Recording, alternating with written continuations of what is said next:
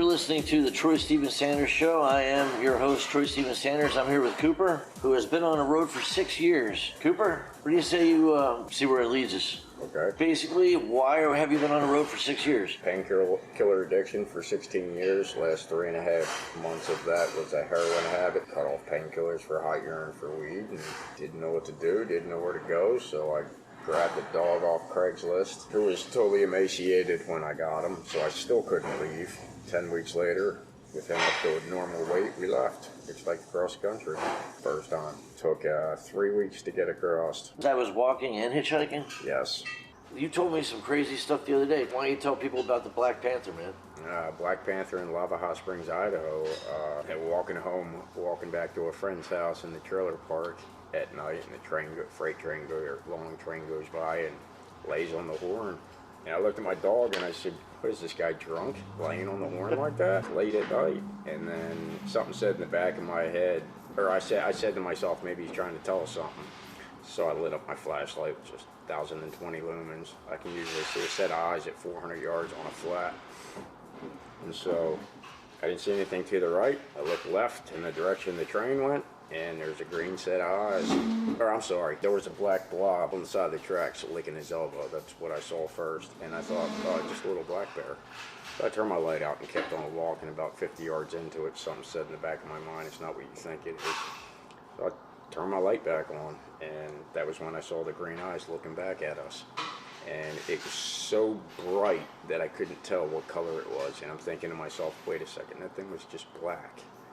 There's not Black Panthers in this country. So I got my curiosity, so I kept on walking. We got up to it. He stood up, flicked his tail back and forth, and I realized it was a black cat, and he was huge. I have a strobe light on my flashlight, but my finger wouldn't work properly because I was terrified. I've never been so scared in my life. He walked down the hill towards Jake and I. Jake was my dog. He was Great Dane and Pit. He caught wind of the cat as the cat was walking downhill, and I had a 26-foot cord wrapped around my left arm with him pulling and barking and growling at the cat. The cat got about 6 inches off my right hand, off my knuckles, before I hit strobe light finally. It blinded the cat. He squinted, had his ears flat back on his head, and just peered from side to side.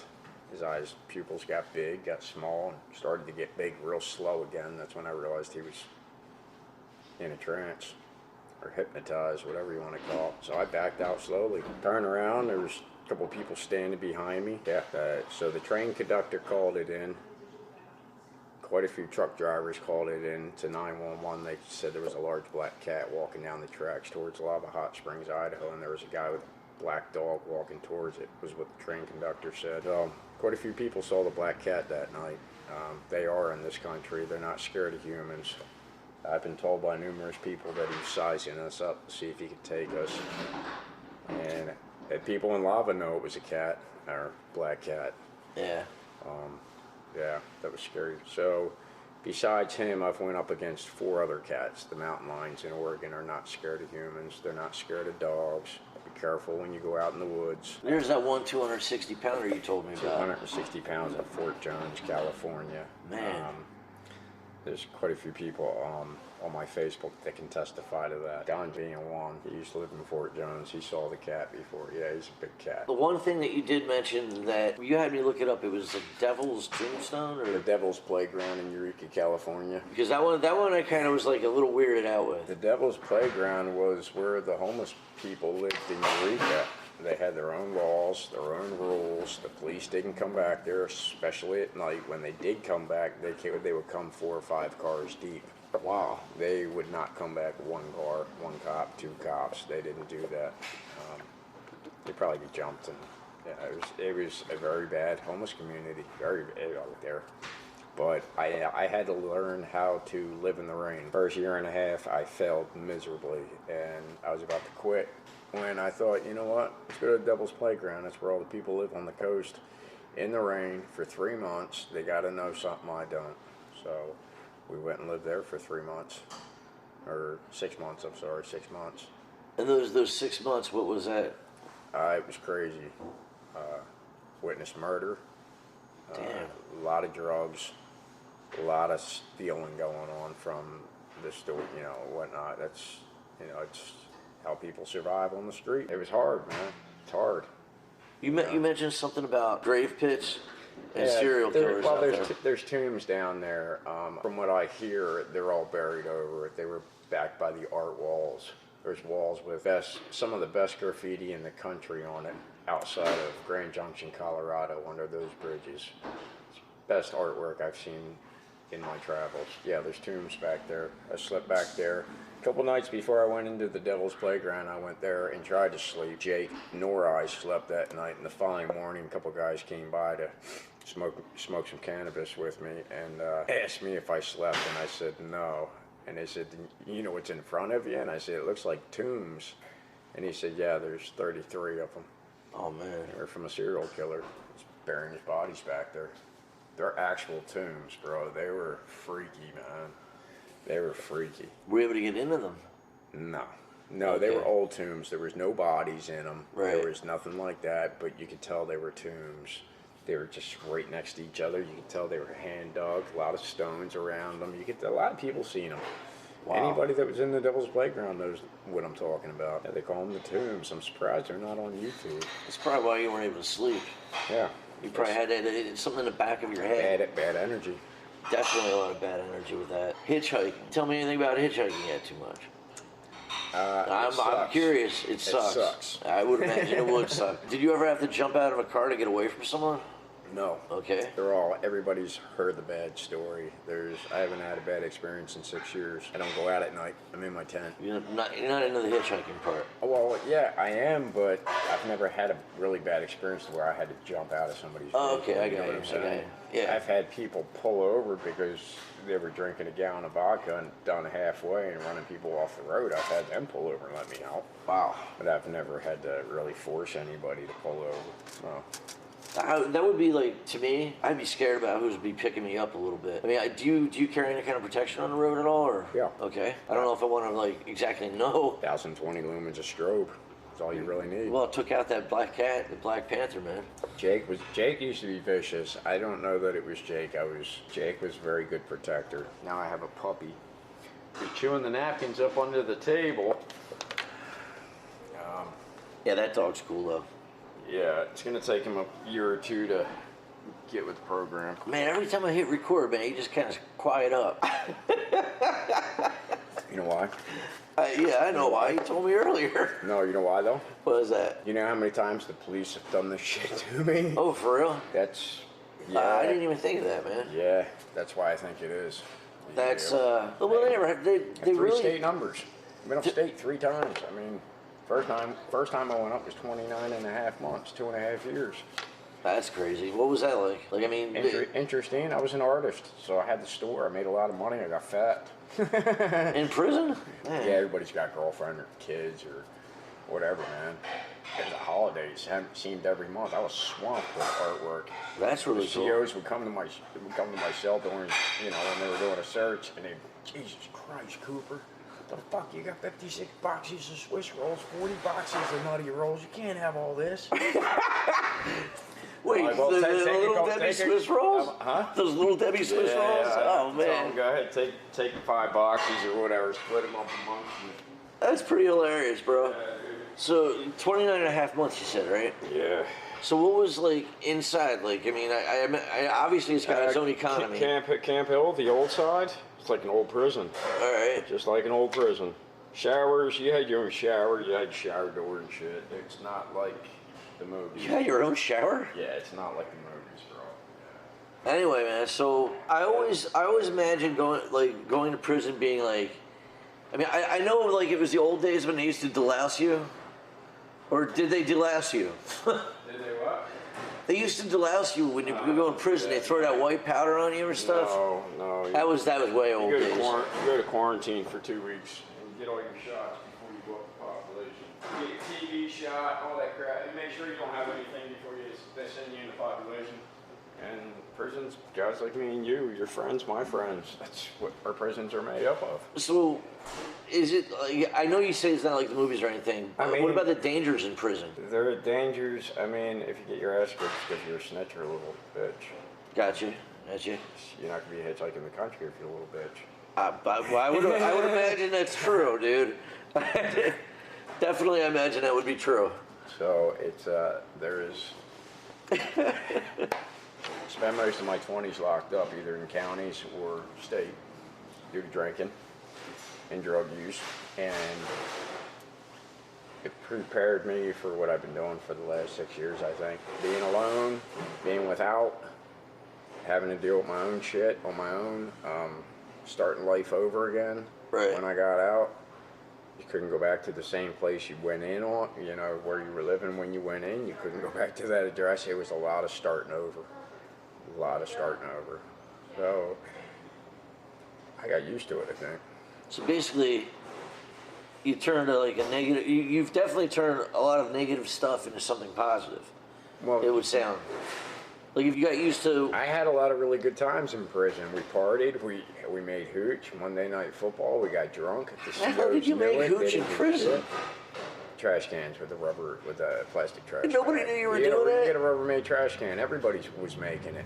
In Montgomery County back in '95, you could make it. The COs knew we were getting shit-faced drunk, and they would just ignore it, turn the other cheek. Oh, that's hilarious. As long as there was no fist fights, they really didn't give a shit. I was on a working pod, working in the kitchen. I mean, it was, yeah, they really didn't care back then. Nowadays, they really care. I don't think you can make hooch in prison nowadays. No, I don't think so. No. Back in the 80s were great. Ask anybody. The 80s were great. What about 80s and early 90s? All right, I believe you, man. I believe you. I know we're going back to like something that you mentioned yesterday, but I think this is a really cool, crazy story about the motorcycle accident. 17 years old, just got my license a couple months prior, had a Suzuki. Hauling ass down County Line Road on my way to cut grass one day, and a car pulled out in front of me. I T-boned her, 57 miles an hour.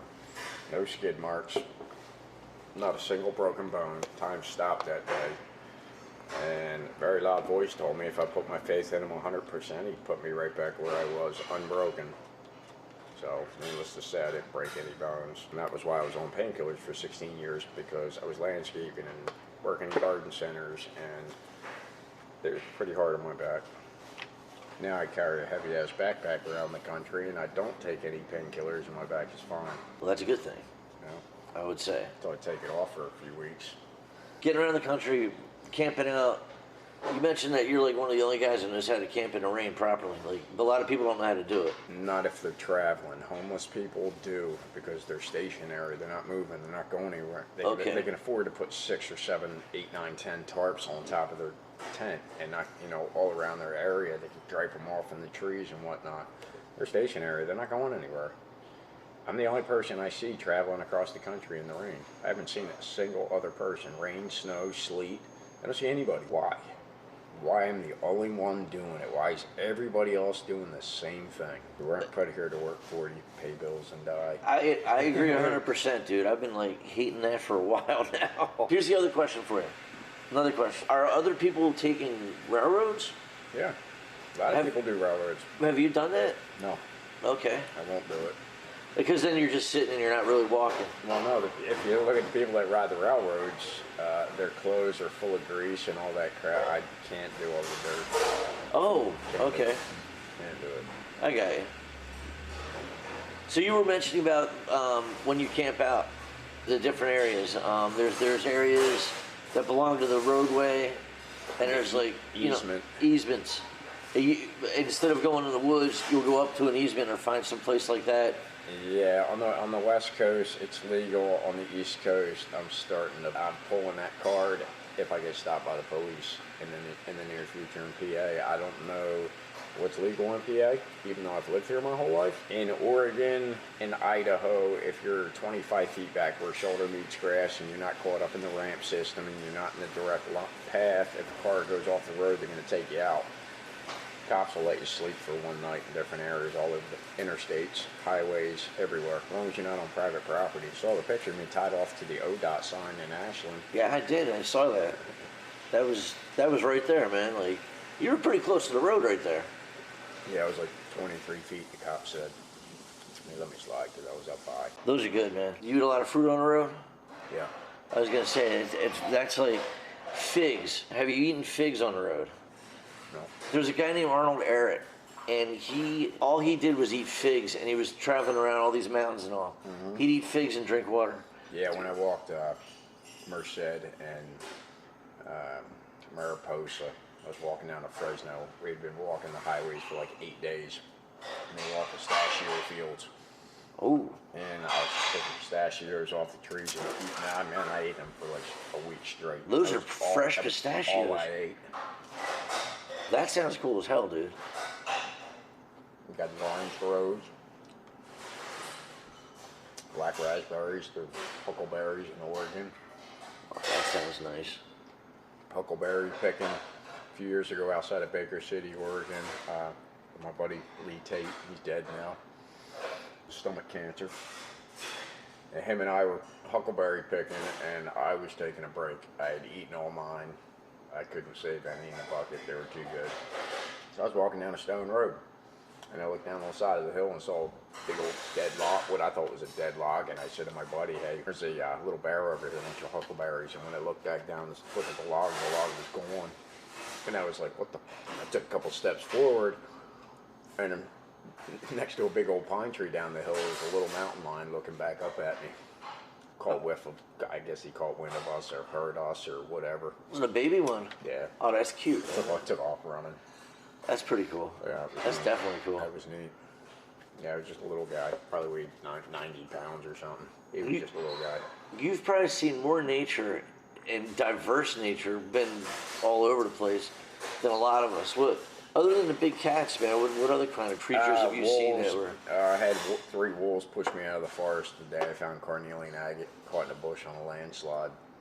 The carnelian agate I found is bigger than your fist. It's got nappy marks on it. I was told by a shaman. Knows what he's talking about. So found it on Oregon easement between the highway and a river. Carry that with me. Carry a couple things with me that I found out in the woods. I'm not going to go elaborate on that. Okay.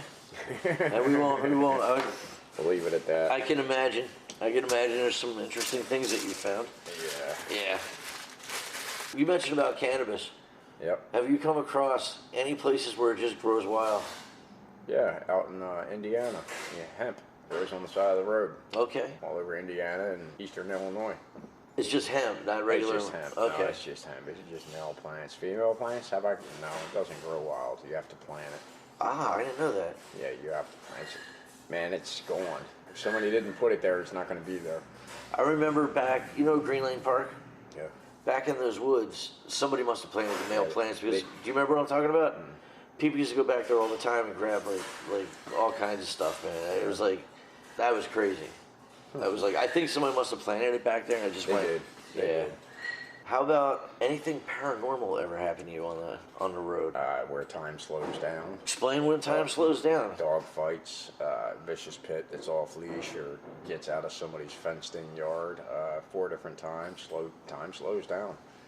I'm in normal time, but everything else is slow. When I'm punching them, I never let Jake go at another dog by himself. If the dog was coming for him, I was in it too. I was getting bit too, at least once or twice, if not 8 times. Wow. Time would slow down each time. The first 3 times, I didn't seem like I was 100% convinced. The 4th time it happened, I asked for 35 feet instead of 10 feet, and at 35 feet, everything slowed down. Like I said, you're still in normal time, so in the middle of you throwing a punch at the dog, you know where that dog's next move is going to go, and you already know what your next move is going to be, and you can change that move if you so choose. This is because it's slowed down. It's slowed down. Okay. I'm still in normal time though. It's like you're in another dimension. It's crazy.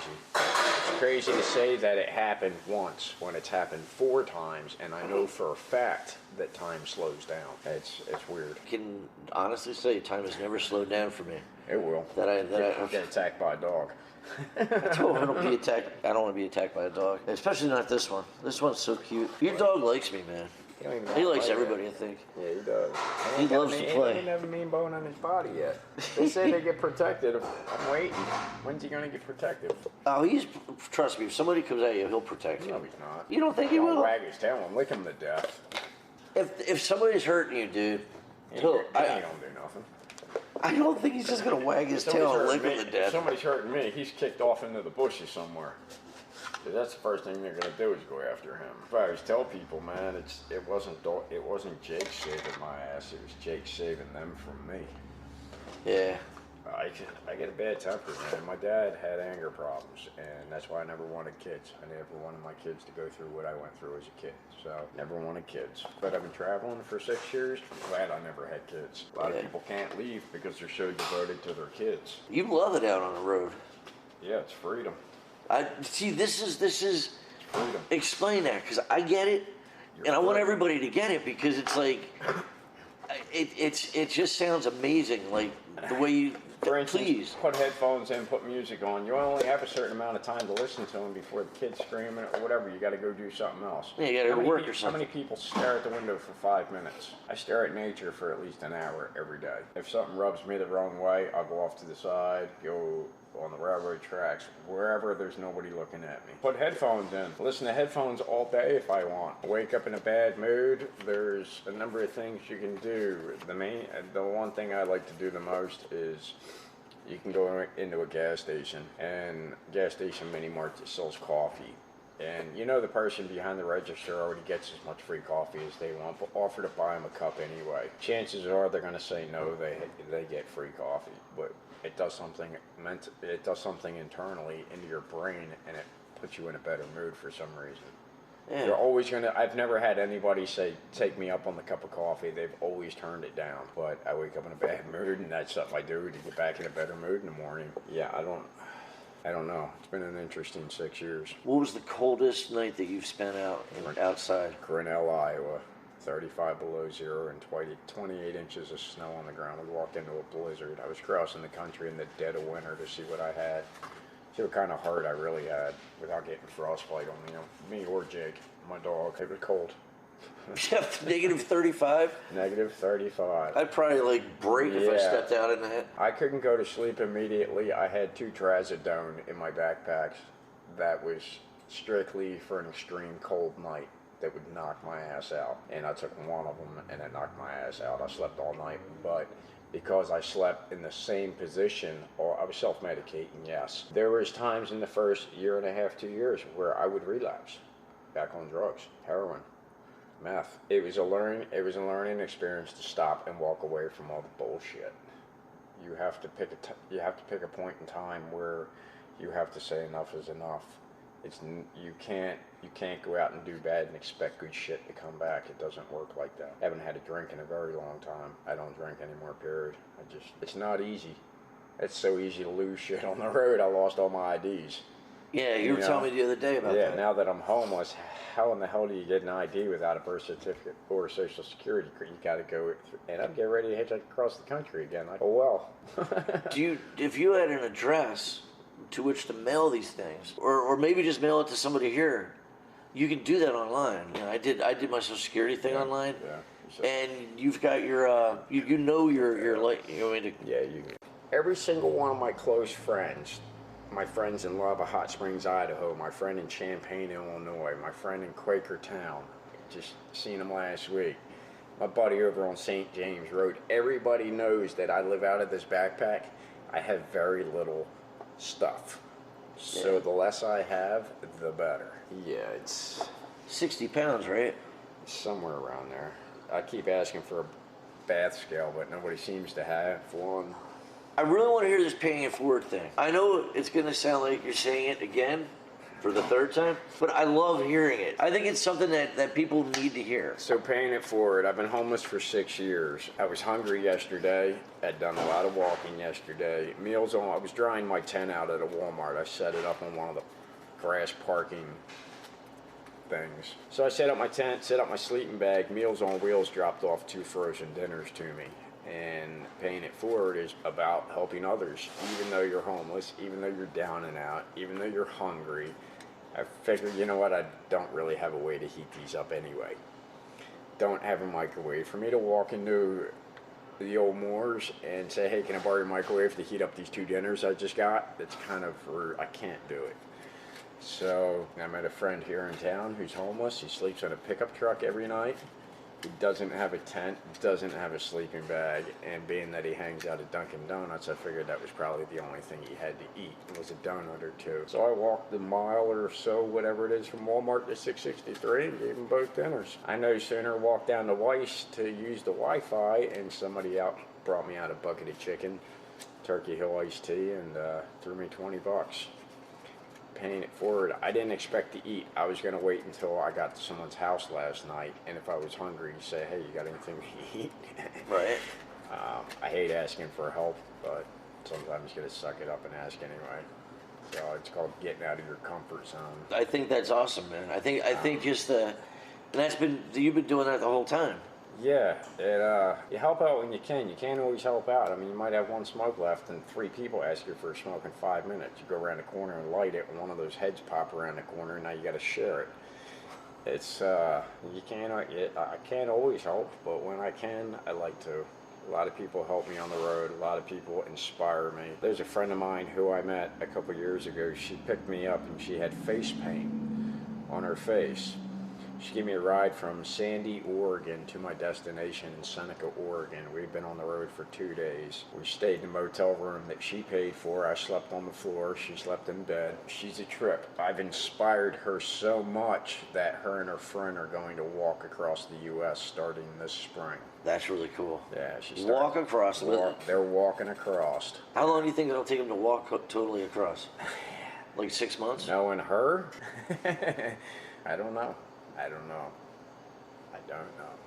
If it has any influence on the way, if it has anything to do with the way she snowshoes, probably over a year. Wow. Yeah. A little bit. Do you snowshoe a lot at all? No. All right. No. Since it's becoming winter, how do you stay out of frostbite zone? I have no idea. Yeah, you've never had frostbite? No. That's awesome. No. You know what? It must be because you're always on the move. Because I think frostbite, doesn't that set in when you're like you kind of... When I'm still, I'm in my sleeping bag and inside my tent. Without your socks on, because it's Without warm. my socks on. I got a 6-month-old puppy, Aussie, keeping me hot. Yeah. Warm. It's like a living kerosene heater. Yeah. I used to burn, what's the word I'm looking for? The little green canister, propane. Yeah. With a torch tip. That's how you knock over something that's hanging up, by the way. I had it hanging up, tied to the outside of my tent one day, and I brushed up against it, knocked it over, and burned a hole right through my tent, right through my rain fly. I stopped running propane last winter when I fell asleep for my second time. It wasn't as bad. The carbon monoxide poisoning wasn't as bad as the first time. First time I fell asleep with it and woke up with no oxygen in the tent, I was puking. Well, I was puking blood. I was puking hard. I went to the hospital that day and giving myself severe monoxide or carbon monoxide poisoning.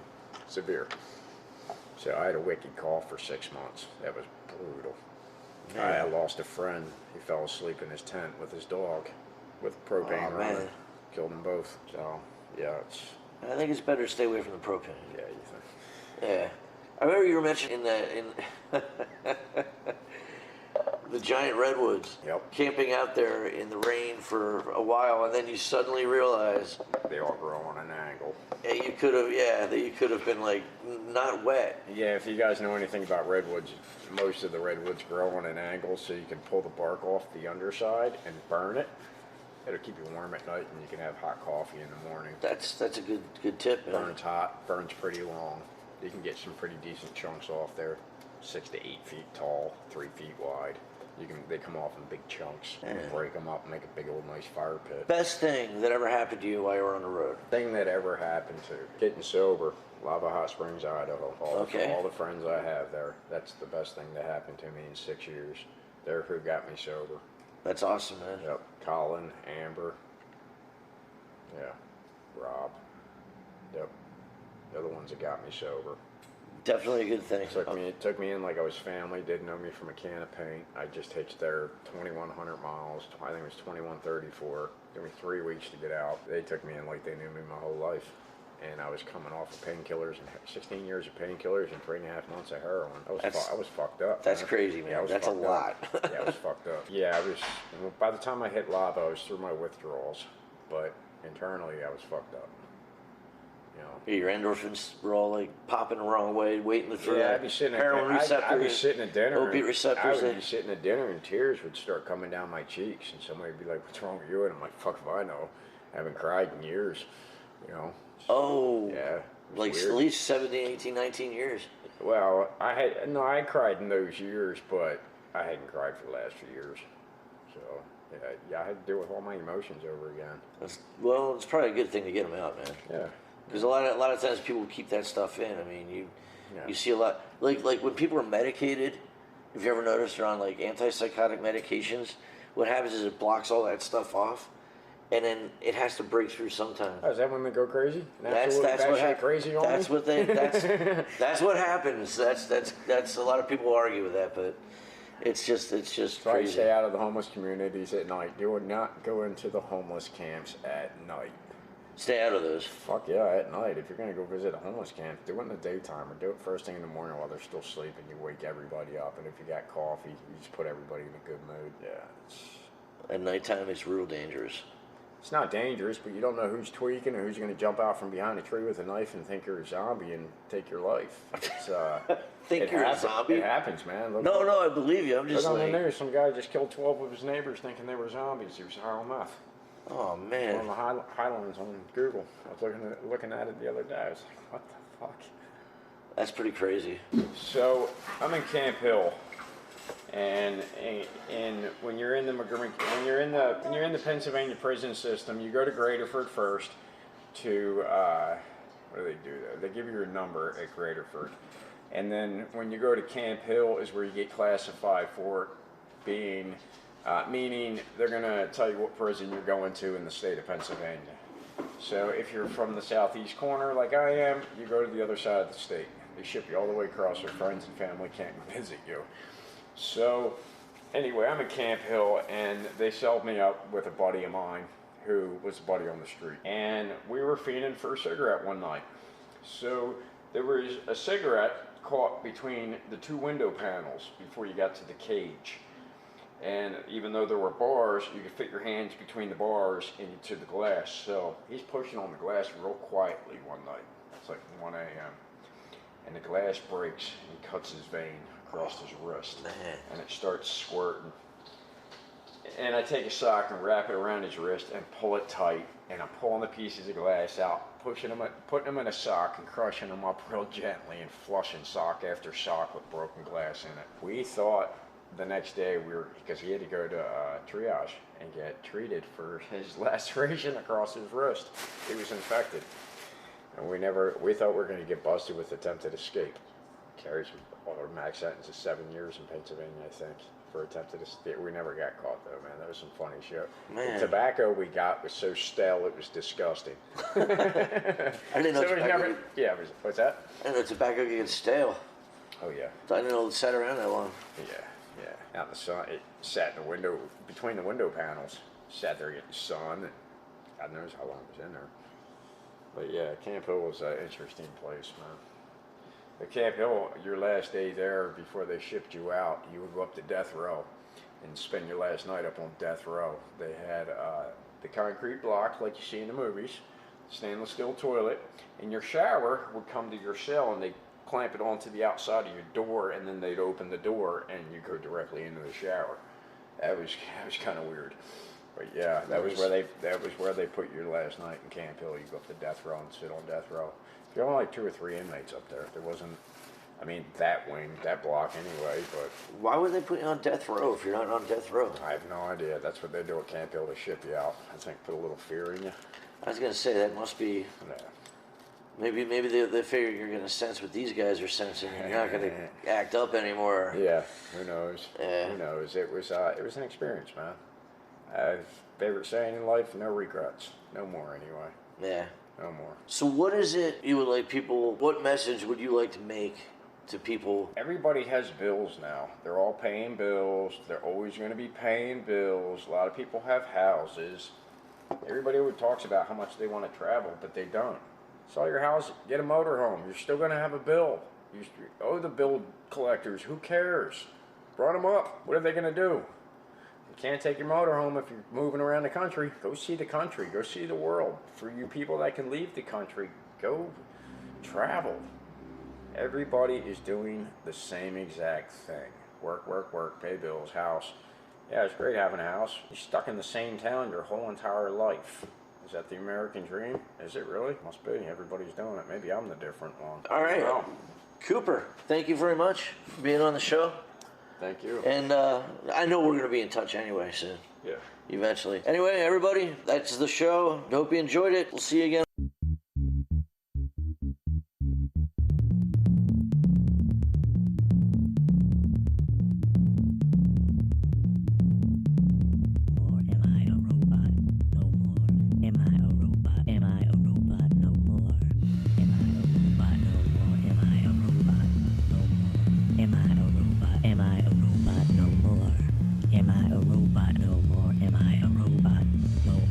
Am I a robot? Am I a robot? No more.